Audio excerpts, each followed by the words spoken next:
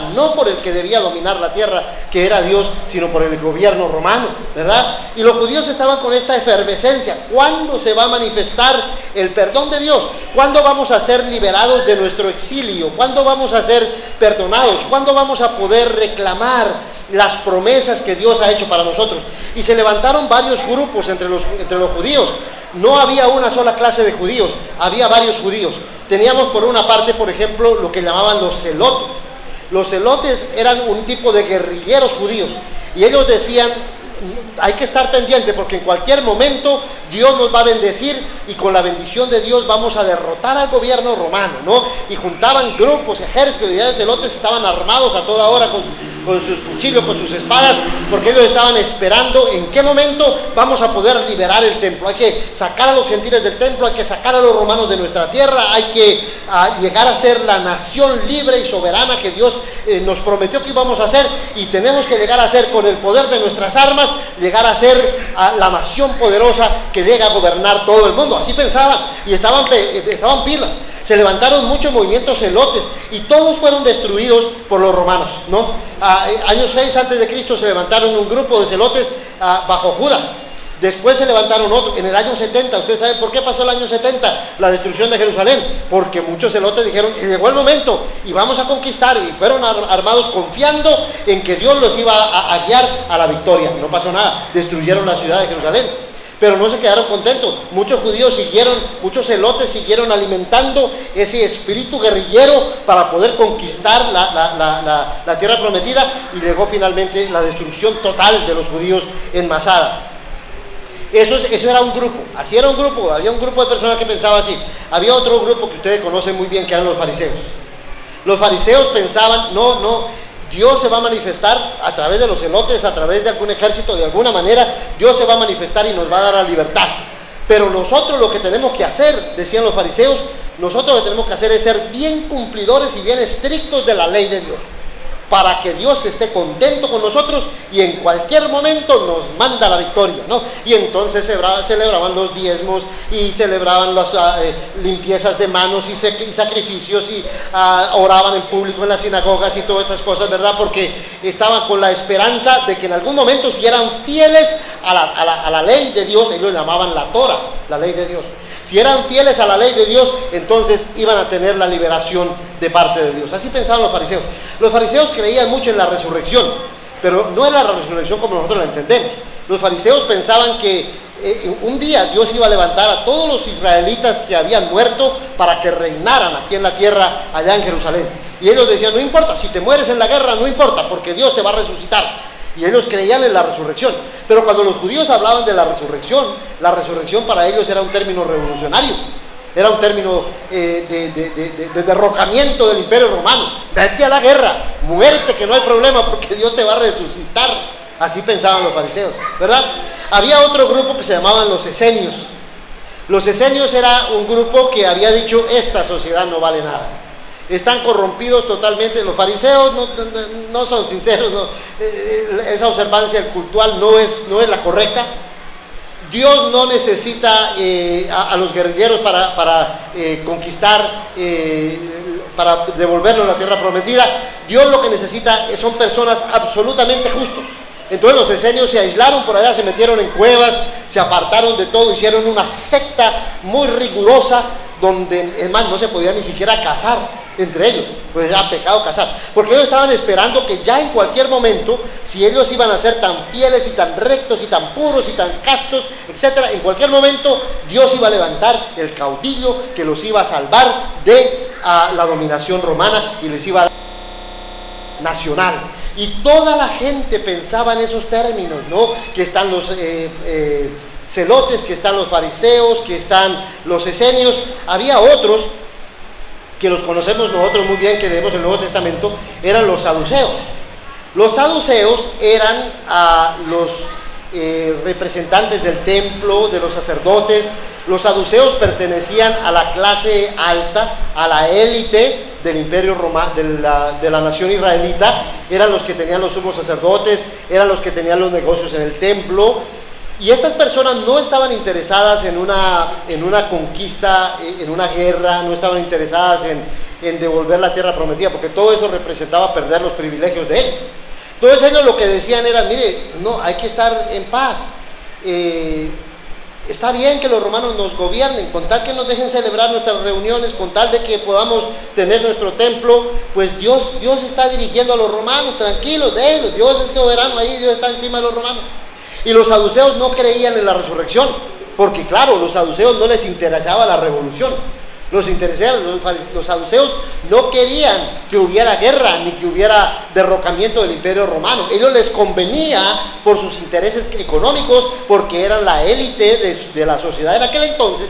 A ellos les convenía que las cosas siguieran como están. Entonces ellos eran enemigos acérrimos de la resurrección y negaban la resurrección, porque acuérdense ustedes que la resurrección, como la predicaban los fariseos, era un término subversivo, era un término revolucionario. Entonces los saduceos no compartían con eso. Un ejemplo, no de saduceo, pero un ejemplo de la forma en que pensaba la élite romana, o la élite judía en el imperio romano, lo tenemos en Josefo. Josefo era un judío, es un historiador judío, era un judío educado, vivía en Roma, tenía todos los privilegios de Roma. Entonces Josefo pensaba que Dios había cambiado de planes. Josefo pensaba que Dios había decidido, a ver, le tenemos que cerrar ahí, hermano. Ahí está.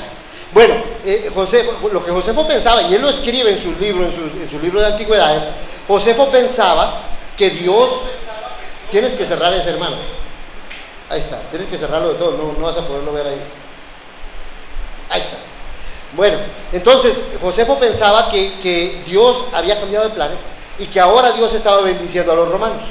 Por eso es que el imperio romano tiene poder, por eso es que el imperio romano gana todas sus guerras, por eso es que en el imperio romano está el dinero, por eso es que en el imperio romano ha dominado a Israel, porque Dios ya se desentendió de Israel. Vamos a ser conformistas, vamos a aceptar la realidad como es y vamos a entender que Dios está gobernando por medio de Roma.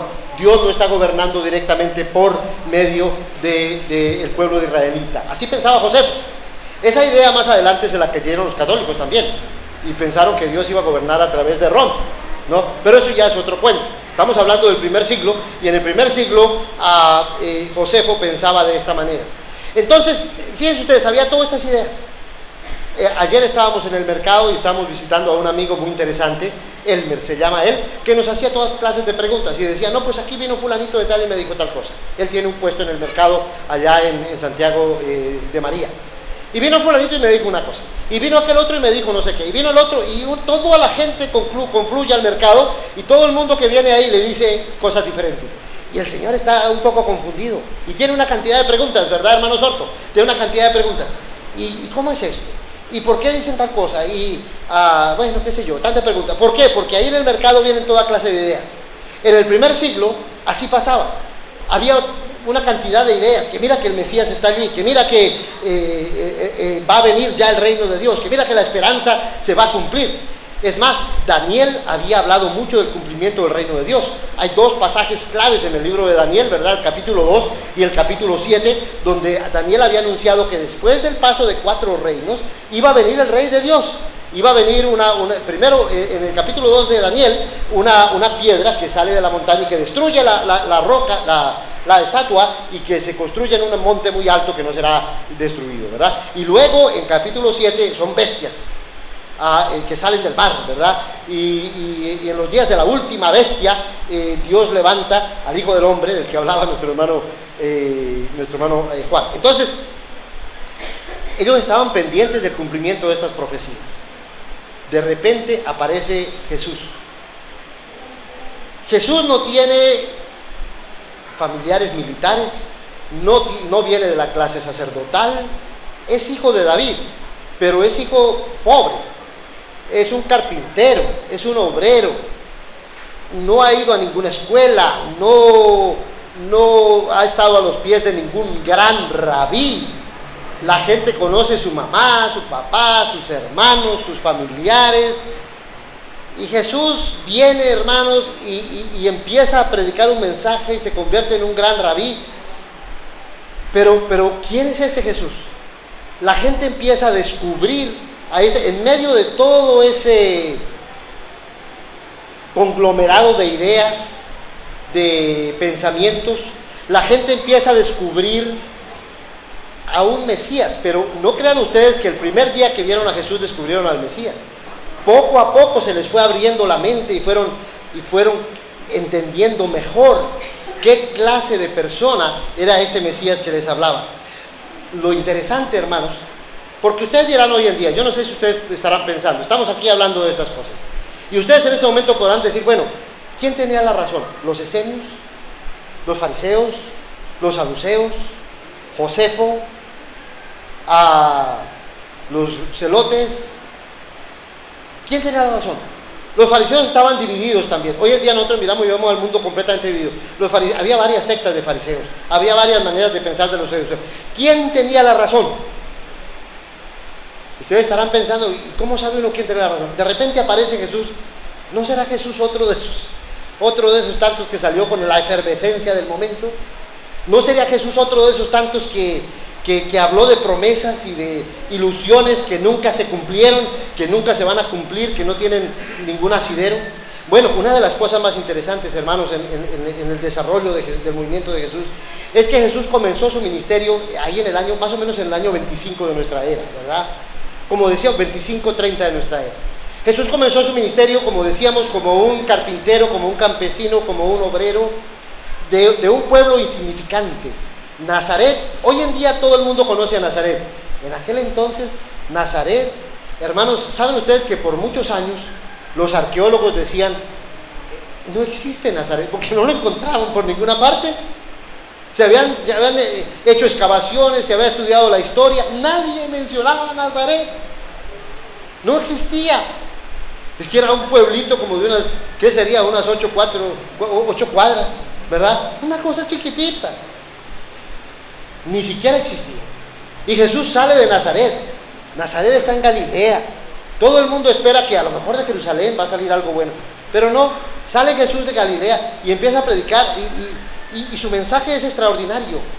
Pero en el año 125 de nuestra era, ya nosotros tenemos que el gobierno romano tiene que hacer políticas para lidiar con los cristianos. Hay un escritor de nombre Plinio que le escribe, él es un escritor pagano, un gobernador de Bitinia, que le escribe al emperador Trajano y le dice, pues aquí me han llegado unos cristianos, yo no sé qué hacer con esta peste. Él pensaba que los cristianos eran una peste. Yo no sé qué hacer con esta peste que está llenando a todo el mundo y me han llegado unos cristianos y yo quiero saber qué hacer con ellos. He investigado estos cristianos y lo que hacen los cristianos es que ellos le hacen bien a todo el mundo y practican la moralidad, no quieren cometer pecados sexuales y no quieren robarle a nadie, son gente muy honesta, ¿verdad? Pero no creen en Dios, porque claro, como los cristianos tenían ídolos, pues no creen en los dioses y no quieren reconocer al César y mucha gente se está engañando y hemos traído a unos esclavos y los hemos torturado. ¿Te imaginas? Torturaron a los esclavos cristianos para que confiesen qué hacen en sus reuniones y pues no, que comen ahí un pan y un vino en memoria de un tal Cristo, no sé qué. ¿Qué hago con ellos? Yo he sabido, le dice Plinio a Trajano, yo he sabido que ustedes tienen unas políticas para lidiar con estos cristianos. Entonces, en 100 años, hermanos, esto que Jesucristo comienza ha crecido, hermanos, y ha llegado a demandar, a exigir que el Imperio Romano se tome el trabajo de hacer legislaciones para lidiar con ese movimiento poderoso. ¿Y quiénes están detrás de ese movimiento poderoso?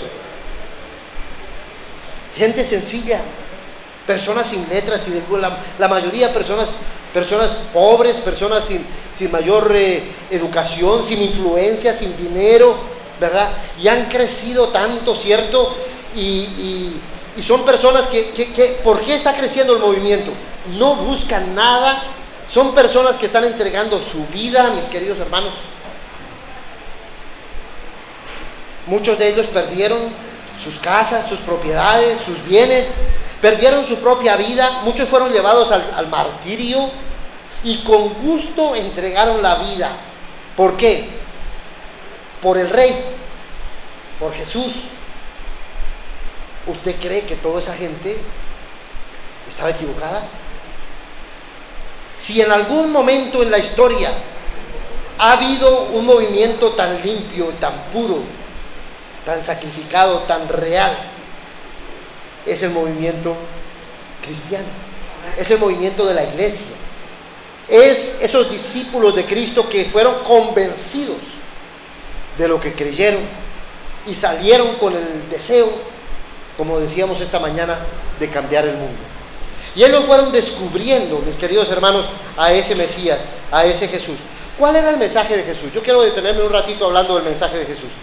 Jesús predicaba, como todos los demás Mesías y ideas del mundo, Jesús predicaba: el reino de Dios se ha acercado. Ese mensaje de Jesús: el reino de Dios está a la mano, ya llegó el momento, el cumplimiento de los tiempos.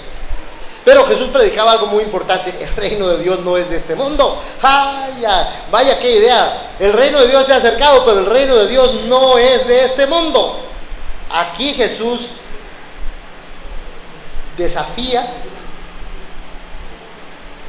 reta a los celotes, a los saduceos, a los escribas, en una manera muy directa. Señores celotes, ustedes están entregando la vida por nada, porque el reino de Dios no es de este mundo. Fariseos, ustedes tienen una esperanza que no es cierta. El reino de Dios no es de este mundo, ¿verdad? Tercero, el reino de Dios no es platónico. El reino de Dios no es de este mundo, pero no quiere decir que el reino de Dios sea platónico. Antes de Jesús, 400 años antes de Jesús, había existido este señor Platón. Y ustedes saben que el cristianismo creció en el mundo griego, ¿verdad? Y en el mundo griego mucha gente tenía las ideas de Platón. Las ideas de Platón era que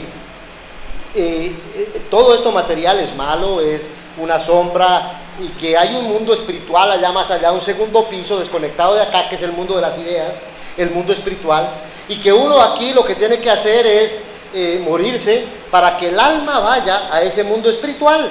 Y la salvación consiste, según decía los platónicos, en que el alma de uno salga de este mundo, que son puras penas y tormentos y todo. Olvídese del mundo, olvídese de las ciudades, olvídese de la familia, olvídese de todo. Que te mueras y te vayas al mundo de las ideas, al mundo de los espíritus, al mundo de las almas. Jesús no cree en el mundo de las almas, en el mundo de los espíritus. El reino de Dios comienza en este mundo. El reino de Dios empieza a ser una realidad en esta carne y en este cuerpo. Jesús piensa que mi carne y mi cuerpo valen de algo. Jesús piensa que mi nación, mi ciudad, mi familia, mi cultura vale. Y Jesús piensa que hay que rescatar a ese cuerpo, a esa alma, a ese espíritu, que hay que rescatar la familia, que hay que rescatar las comunidades. Y Jesús piensa que el reino de los cielos no es de este mundo, pero sí actúa en este mundo. Es la sal de la tierra, es la luz de este mundo. Jesús no es platónico y desafía con su mensaje. Óigame bien, Jesús desafía con su mensaje a los más grandes filósofos de la época. Mensaje totalmente revolucionario y desafiante. Y los que llevan ese mensaje son personas sin letras, sin el vulgo, y son personas sin dinero, sin influencias, y en 100 años conquistan el mundo.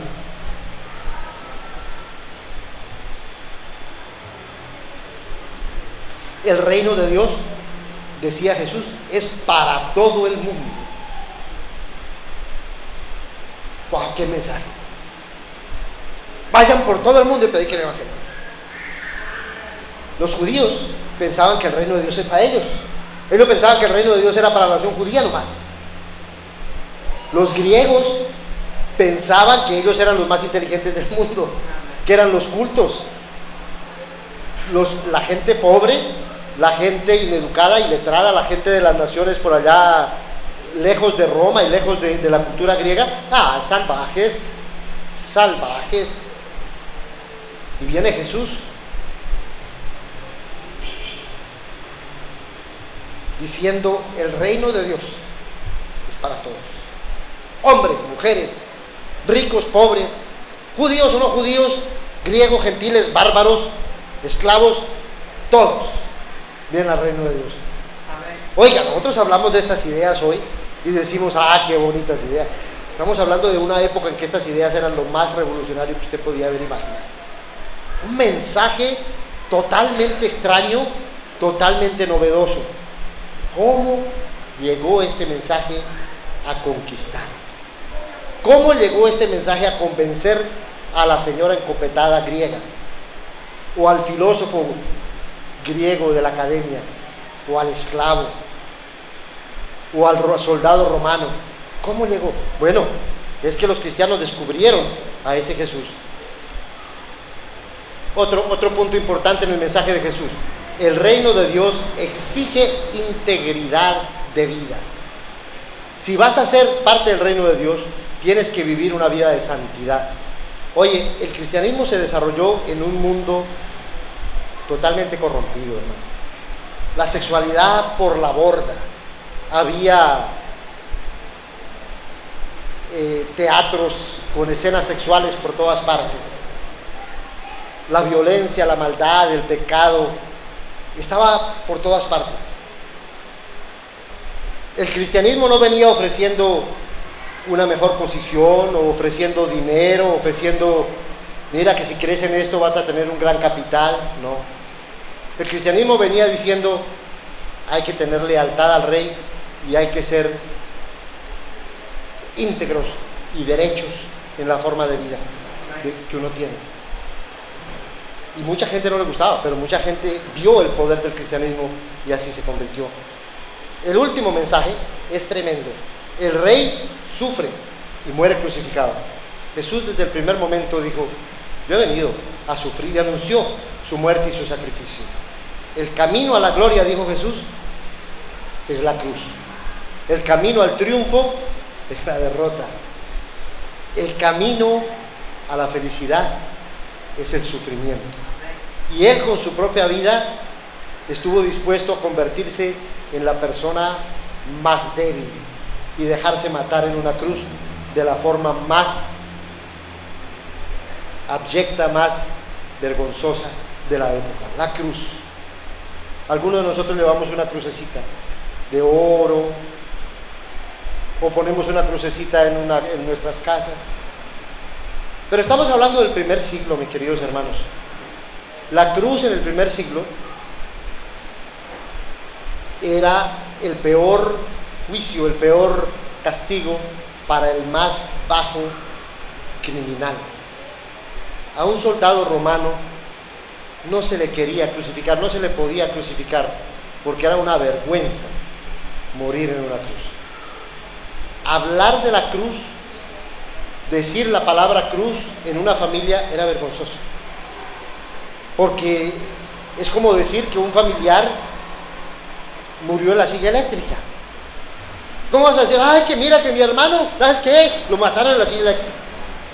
Es una cosa que uno quiere tener como escondida. El morir en la cruz era el crimen más vergonzoso. Oiga, y estos cristianos, estos hermanos del primer siglo, salen diciendo con toda confianza, con la frente muy en alto,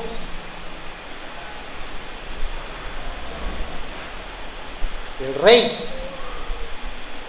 a quien yo sirvo murió en una cruz.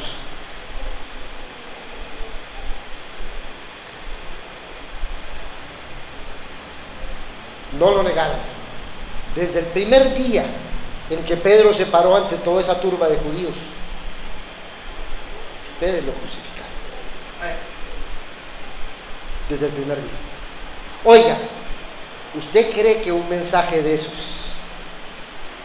vaya a ser sincero usted mismo con usted mismo, ¿usted cree que un mensaje de esos tiene alguna posibilidad en el mundo si no hay un poder tremendo detrás de ese mensaje? Hoy nosotros somos cristianos porque en el primer siglo ese mensaje tan paradójico, tan contradictorio, triunfó. ¿Por qué triunfó?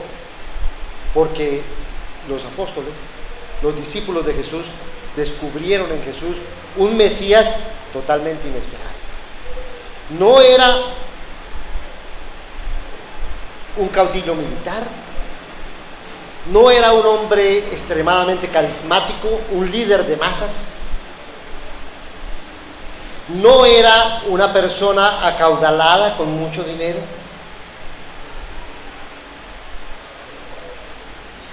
No estaba prometiendo lo que la gente quiere oír. Es más, su mensaje contradice los instintos de la gente. Pero los discípulos, entre más andan con él y entre más lo van viendo, van descubriendo que se trata de Dios. Amén. Hecho carne. Hay algunas personas que creen que eso de que Jesús es Dios es una idea, es una invención posterior,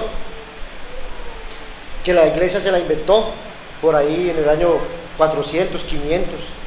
Hay personas que creen que Jesús, que los primeros cristianos, que los apóstoles nunca hablaron de Jesús como el Hijo de Dios o como Dios, sino que eso fue un mito que se desarrolló con el tiempo. Pero ese es un error. Realmente los primeros cristianos, desde el puro comienzo, si usted lee el Evangelio, si usted lee la Biblia, en la Biblia siempre encontramos a Jesús relacionado con Dios. Los primeros cristianos creen que hay un solo Dios verdadero, porque esa es la fe de los judíos. Jehová vuestro Dios, Jehová es uno es, dice Deuteronomio capítulo 6, versículo 4. Pero dijera el apóstol Pablo, uno de los primeros discípulos, hay muchos dioses y muchos señores en el mundo, pero nosotros sabemos que hay un solo Dios y un solo Señor, Amén. Jesucristo. Y así todos los cristianos en el primer siglo relacionaban a Dios con Jesucristo. Estamos hablando, les comentaba yo la historia de Plinio. Cuando Plinio martirizaba a los esclavos para sacarles información sobre la iglesia, los esclavos simplemente, Plinio le escribe a Trajano y simplemente dice: estos cristianos se reúnen y adoran a Cristo, a un tal Cristo, adoran a un tal Cristo. Plinio murió en el año 155,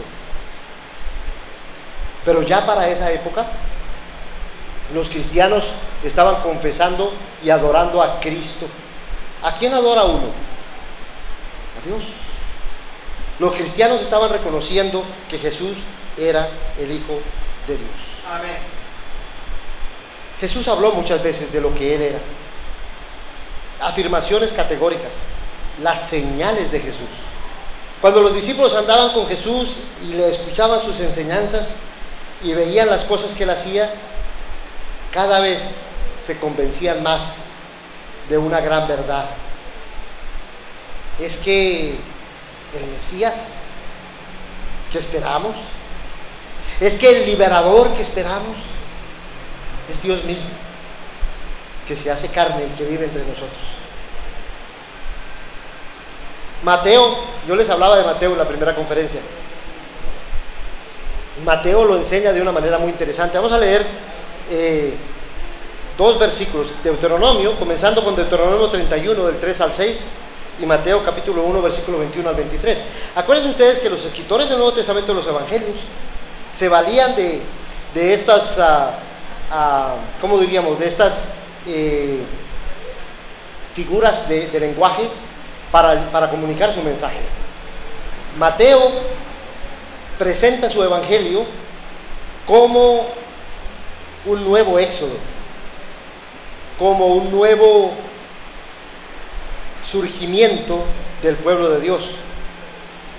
Y Deuteronomio capítulo 31 versículo 3 al 6 dice: Jehová tu Dios, oiga bien lo que dice aquí, Jehová tu Dios pasa delante de ti. Él destruirá a todas estas naciones delante de ti y las heredarás. Josué será el que pasa delante de ti, como Jehová ha dicho. ¿Ve usted lo que dice Deuteronomio, lo que le dice Moisés a los israelitas cuando van a conquistar la tierra prometida? No se preocupen, Jehová va a estar delante de ustedes peleando las batallas. Una de las descripciones de Dios en el Antiguo Testamento era Jehová de Sabaoth, Jehová de los ejércitos.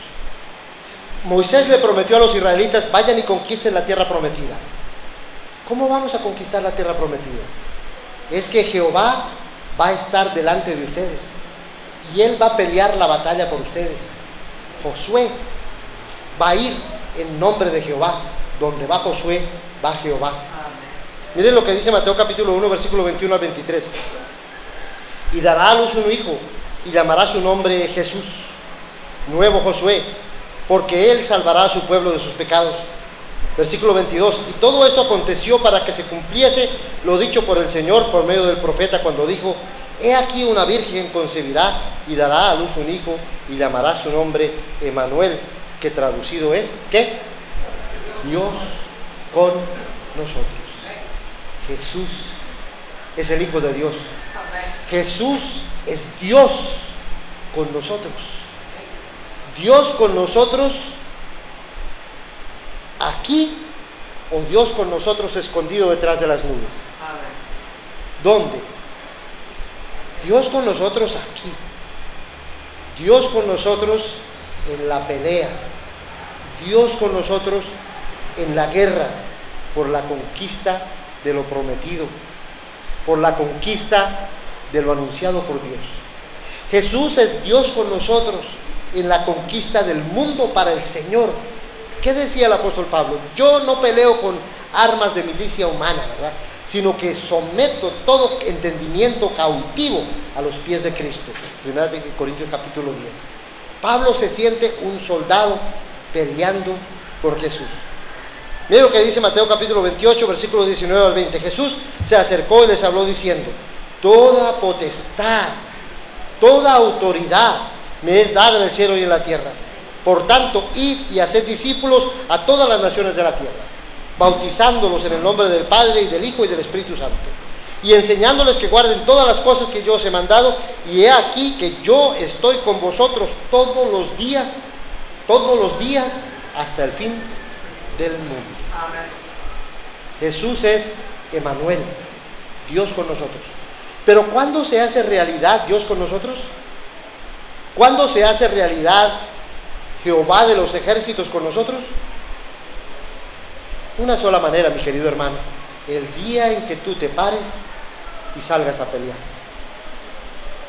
Si tú estás acobardado, si tú estás aterrado de lo que hay en el mundo, y no, ¿y cuándo vamos a conquistar este mundo? No, qué esperanza, mira tanto maldad que hay en El Salvador y en Estados Unidos y en Europa. El hermano Mauricio está muy acongojado porque Obama quedó de presidente allá en Estados Unidos. No, ¿qué vamos a hacerle con Obama de presidente? Mira, mientras estemos atemorizados de que el mundo es tan grande. Acuérdense de los espías allá cuando Dios mandó reconocer la tierra. ¿Se acuerdan ustedes? Volvieron las espías y 10 de los espías decían: muy difícil, no se puede, son tan grandes, las ciudades son tan amuralladas. Y por eso se quedaron perdidos en el desierto por 40 años.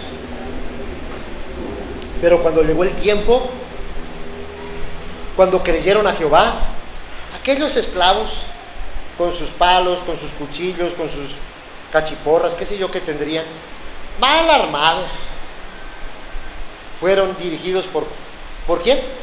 Por Jesús. En aquel entonces se llamaba Josué, pero no era Josué, era Jesús. Fueron dirigidos por Jesús y se cayeron las murallas y se derrotaron los ejércitos y se estableció el pueblo de Dios en Canaán. Como un ejemplo, en el primer siglo, unos pescadores sin recursos y sin nada salieron a conquistar el mundo, cuando Jesús les dijo: me serán testigos en Jerusalén, en Judea, en Samaria y hasta lo último de la tierra. Así comienza el libro de Hechos. ¿Cómo termina? Conquistando Roma. Jesús es el Hijo de Dios. Eso quiere decir que Dios ha decidido estar entre nosotros. Los judíos, con esto terminamos, tenían dos cosas que ellos apreciaban mucho: Torá, la ley, la palabra de Dios, la ley. Era el símbolo de los judíos, la palabra. Y la otra cosa era el templo, porque ellos decían, en el templo está la presencia de Dios. Le llamaban Shenikah, la presencia de dos cosas, Torá y Shenikah. Eran dos símbolos del pueblo escogido de Dios. Para nosotros, Jesús es la palabra, el verbo de Dios, y Jesús es el Shenikah de Dios.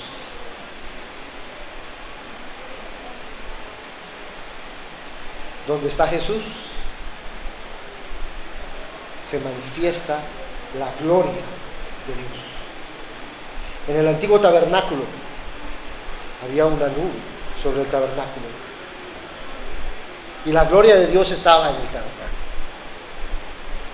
En nuestros días, no importa dónde estés, puedes estar en una casa pobre, chiquita, humilde, cayéndose. Puedes estar en un restaurante por allá lleno de perdición alrededor. Pero donde estás tú y donde está Jesús contigo, ahí está la gloria de Dios. Amén. Nuestra comisión es confiar en Jesús y salir para llevar esa realidad, para conquistar. La historia no ha terminado. Depende de nosotros que conquistemos hoy en este siglo. Hoy nos toca a nosotros. No importa que estés viejo, que estés joven, que seas hombre, que seas mujer. Hoy nos toca a nosotros cumplir ese segundo éxodo, esa segunda conquista, esa restauración del pueblo de Dios, del hombre del que hablaba nuestro hermano Mauricio. Preguntas. Sí, mi hermano.